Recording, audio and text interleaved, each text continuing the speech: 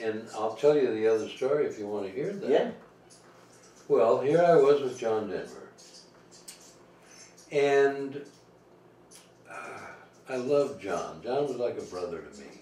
He was best man at my wedding. We became very, very good friends, John and Annie, and they lived in Aspen, Colorado. And they adopted a couple of children, wonderful children. And all of a sudden, at one point, I'm trying to remember the name of the guy, there was a producer that was going to produce John Denver. Now, we had done all these records I did, John Denver, all major hits. There's an old saying, if it ain't broke, don't fix it. Yeah. Well, somehow this engineer talked John into a different situation and go, instead of LA or Hollywood, go to Nashville and record with those guys. And they're all great musicians, nothing against those musicians. But when they came back from Nashville, we were on our way to Japan. Well, unbeknownst to me, we had the greatest manager in the world. John's manager was Jerry Weintraub, major, major producer. And on our way, when we arrived in Japan, we immediately set up at the NHK studios, which was Nippon Electric or one of those major companies. We were set up to do a television special in their studio. And John's new manager was a gentleman that I didn't really know. He was one of John's drinking buddies. And he came to me and said, how did you like the song that we did in Nashville? And I said, it sounded nice to me, you know, it's a nice record. And he said, how do you like that bass drum sound? I said, well, I wasn't really listening to it, but is there, and this is our whole John Denver band sitting there in the studio with me. And this guy is questioning me. And he's saying, well, the drummer in Nashville had no head on the front of his drum. And I said, well, sir, I have 11 more sets of drums at home. None of them have heads on the front. We've been doing that for quite some time, because this was during the mid to late 70s, John Denver.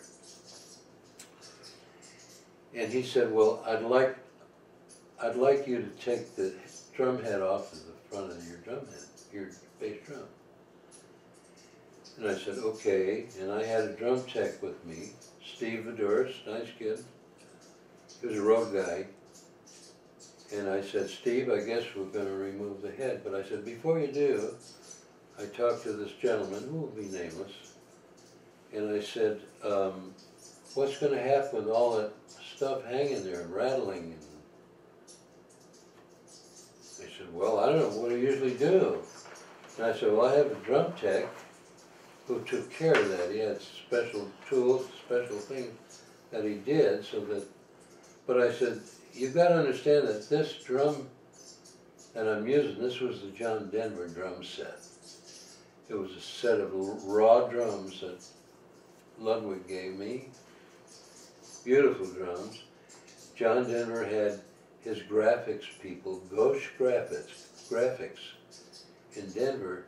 They did each drum with Indian drum heads. Okay. I mean, literal. Yeah. And they were magnificent. And Ricky had everything wrapped. I mean, you couldn't hear anything except the thud, especially the bass drum. Because Ricky took big, thick foam rubber, put it in the center of the bass drum, I mean around the inside of the bass drum. There was absolutely no sound or sympathetic vibrations going anywhere. It was that perfect thud. And we did all those records with that perfect thud. And this guy insisted he wanted the head off because they had just done this album in Nashville. So I said, okay, we'll be happy to do that. And now we were butting heads. And I'm the easiest guy in the world to get along with him. You're the boss, you tell me what you want. Take the head off. John Denver says, leave the head the way it is. He had his logo on there, the Windstar logo. It was a beautiful set of drums. Now it belongs to a gentleman up in Nova Scotia, Canada. No, I want that drum head off of there. I said, what am I going to do? John says, no, I love that drum head. Leave that on there. That's my logo. And now they're butting heads. I don't want to cause those kind of troubles.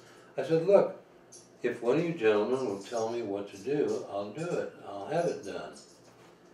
But, you know, let's not have a fight over this. This is silly. We're in Japan. We're not home now.